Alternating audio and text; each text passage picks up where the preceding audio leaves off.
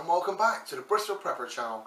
So today we're talking about prepping in an apartment or in a multi-story block or in just a smaller compact home, be it an apartment, like I said, whatever, a condo, I think you call it in America, just a smaller than a house. So you don't have the benefits of a big garden and all that good shit. So this is what you're prepping. This is for those people out there.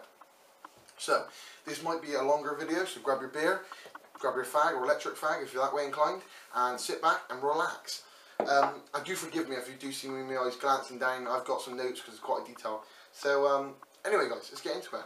So when you're prepping an apartment, I think one of the biggest challenges that you face is storage.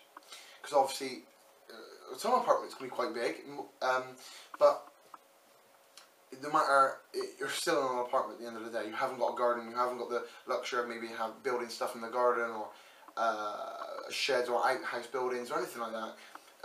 You've just got one small apartment and you've got to make everything fit. And generally apartments don't have that many storage facilities like cupboards and stuff like that, like cupboards and storage units. They don't have many of those. So this is what this is going to be about, guys, and how you can get around that. First of all, in any small cupboards you do have, because you will have some, I do believe, because I work for the local authority myself, so I know what most apartments are like inside. They all will have your electrical cupboard where you keep where your all your electrics are and your fuse box and all that good shit.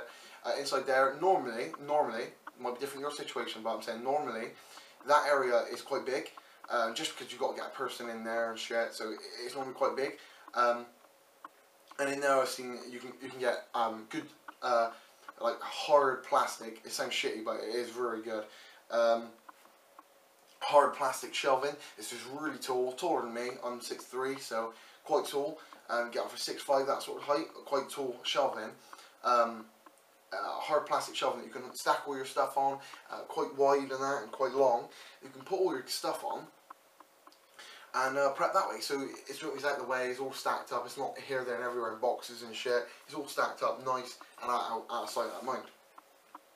And you can put curtains around it and dress it up how you like, but the shelving is a real good idea. And obviously the higher you can get it to the ceiling, the better, because obviously you're using the height advantage. There's no good getting a 3-stack shelving, which is quite small, because obviously you get to the top of it and you can't get in more, but the higher you get it, the better, because you can go all the way to the ceiling and you're using all that height to your advantage.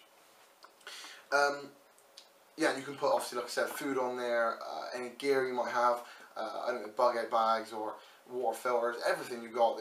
As a prepper, you end up with shitloads of gear. I do, just loads of stuff. It's obviously as well as food and water and all that good stuff. But when you're doing this sort of thing, if you're putting food in there and maybe knives and things and guns and that, and water, you want to make sure it's in a dark place, especially for water. It's got to be a dark place to make it last longer, just get that extra bit of life out of it. Dark place, a dark, dry place, especially for knives and things as well. High carbon steel blades, they're gonna rust. They take the moisture and carbon steel. They're not friends. They don't mix that well. So it's a good idea to maybe put some like dehumidifiers in there. I've got 2 in mine. Dehumidifiers, just to take that moisture out of the air, and you wouldn't believe the amount of water I get out of them. And you go in there, it don't feel cold or damp or wet or anything, but the amount of water I get out of there is unreal. So there's some things to think about. And moving on to water and the ways you can store it. Like I said, you can have it in bottles and stuff like that, stacked up and shelving. See a lot of people do that.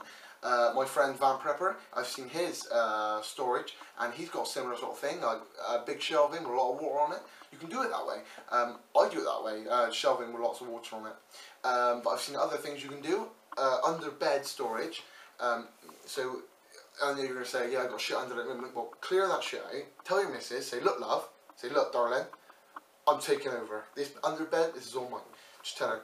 Just tell her, say Bristol Prepper sent me. That's all she needs to know. Just say Bristol Prepper sent me, and I need the underbed storage. So go under there, and you can get underbed water tanks, or water tanks that will fit under your bed, and they're great. You can fit gallons upon gallons under there. So in an SHTF situation, when you need it, it's been in a cool, dark place, and it's under the bed. Whip it out, and you've got gallons at your fingertips. Without it, nobody knows it's there. Do you know what I mean? Which is a great option to keep in your mind. underbed water storage. Next one we got is, if you're in an apartment or apartment block or anything like that, you've got, if you're privileged enough, some people got balconies. If you've got a balcony, great, you've got this extra space. You can grow stuff on your balcony, in like plants and stuff. If you get good sunlight, you can grow stuff on there. You can also put small water containers on there, like water butts and that, small ones. You don't want to like put fucking huge ones on there, but you can get small ones on there. You might not necessarily get the rain out of it. If you could make some sort of rain capture system out of maybe downpipes and rainwater pipes and stuff like that, you could do that. I've never seen that before. You might be able to do it. It might be a bit dangerous if you're like fucking 200 foot in the air, but you could do it. If not, you could fill the water butt yourself, and then at least you've got some water on hand. Maybe you might have to boil it out in a later date. In the SHTF situation, you might have to boil it, but you still got gallons upon gallons at your fingertips. It's better than having nothing, because always remember, in threes, 3 days without water, 3 weeks without food. So water's got to be number one on your agenda. Next one I can look at is, you can get water bags, huge water bags that you put in your bathtub, or so you like, if you knew, this is only for if you knew something was coming. So just say, I don't know, you knew the shit was hitting the fan and there's riots outside, but the water's still running, and you've got one of these bath water bags. I've seen these before. You hook them up, put them in your bath, lay them in your bath, hook them up to the bath tap, and you just run the water straight in there, and then you've got loads of water. Like, they hold shitloads of water, and it's just a big fucking, looks like a bit like a water bed, like loads of water in there, and then you've got gallons and gallons at your fingertips again, which is great. So these are great, and they're real cheap as well. Kept these animals on. So yeah, that's it for storage really. Like I said, in cupboards and that, under places, just got to be real creative and think out of the box, because in an apartment you haven't got many options. If you do have any more questions about storage for an apartment, give me a shout and I'll happily give you a hand. Leave some comments beneath. So next one we move on to is defence in an apartment. Storage I think is about equally as important as storage, and some people might think differently in an apartment, but I think defence, in certain situations, in a multi-story block or a big apartment block, stuff like that, 99% of the time you've only got one way out, your front door.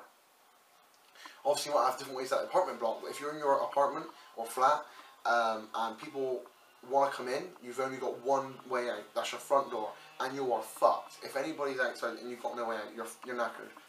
So I've been trying to come up with ways around that. A real good way is getting, it sounds drastic, but if you've got a balcony and you've got some stuff to attach it to, a climbing rope. You might have to climb 200 foot to the ground if it's that high, or say 50 foot to the ground or whatever. Or if you can jump, that's great, and don't break your legs. But if it's not that high, you're only one story up, you can hang yourself off and drop, that's fine. But if you're 200 foot in the air and you're in an apartment block and you can't move out, and so you've got to stay there, and you've got to think of some way you can make it feasible in there, and you want some way to make it safe. A great way, like I said, is climbing equipment. Get some carabiners and all the right equipment, some climbing ropes, and you'll be able to hang yourself off the balcony and get your way to the bottom. It might be a bit expensive, but at the end of the day, it's either you get that sort of stuff and that's one of your options to get out, or you stay there and the possibility of dying if anybody wants to come to your front door. The next thing for defence, and defence and that sort of thing, is if a ship did hit the fan, obviously electricity would be gone and shot, or in a natural disaster or anything like that, the electricity is shot. So you want good lighting. I think a bit more. I think more so than if you're in a house, because as soon as you come out your apartment door, in 90% of situations, there's no sunlight or natural light in the hallways and stuff like that. Just because of fire regulations, health and safety and shit, people get wet about people fucking jumping out the balcony window, out the corridor window and shit. So because I work with one of my jobs is on a winter time I go through all the multi-story blocks and apartment blocks and make them fire regulations safe. So I know all the regulations and shit. It might be different in America, but in England they get a bit wet about it. And if there's a door in a corridor, a window in a corridor, they put bars there so you can't get to it, or as a regulated window so you can't even open it at all. So anyway, when you come out your door, it's going to be pitch black. So you want to have real good lighting, good torches, invest in some good torches, candles. You want lots more of that stuff. So invest in a lot of batteries and stuff. Some people like rechargeable batteries for torches. I don't. I stay clear of it just because I think, well, I haven't got solar panels, so how am I going to recharge my torches and stuff? So I stick to AA, AA batteries as much as I can, and more easily found batteries like AA. You can find AA batteries fucking anywhere. So that's what I could try and stick to. So yeah, so you want well lit torches and stuff like that, candles, just because if you're going on runs and that, you're going for each of the flats in the apartment block to find stuff in an SHTF situation. You want to have a lot of good and natural light, because you don't want anybody ambushing you or giving you the jump when you're going on runs and stuff, or even just getting out, bugging out. If you're bugging out, you don't want to go through the dark. If you've got kids, they'll be crying and shit because they'll be scared. You just don't want that. So, I think that is it for today. If anybody else got any questions or anything like that, or anything I've discussed on this video, leave comments beneath. As always, guys, smash that like button and smash the one beside it. Subscribe, and leave your comments. Just tell me what you think. If you want any, if you live in an apartment block, tell me what your apartment block's like, how you're making yours safe, how you're storing your stuff. Tell me. I might. You learn every day. So, but as always, guys, thanks a lot for the support on that. If you haven't heard, we've got a competition running at the moment. Great competition for a survival tin I've made myself. I'm not buying this shit, I'm making it all together myself and give it to one of you lucky winners. If you do want to be involved, go to the giveaway video, find it on go on my channel, go on my videos, it'll be one of my most recent videos, and it's the giveaway video, and you've got to go on there, like, comment, subscribe, leave any sort of comment, and yeah, and then you'll be in for the competition to win the competition. The competition is ending on Friday the 13th of March 2015. So do it now, guys. Do it now. Don't click off. Don't click off. Go to my videos. Go on my giveaway video. Go on there. Like, comment, subscribe, and then you'll be in for a chance of winning. That's it. It's easy as that, guys. It takes 2 minutes, and you've done it. That's it. You've won. That's it. If you win, don't you? We become best friends. So, anyway, guys, as always, stay prepared, and I'll see you guys another day, another way.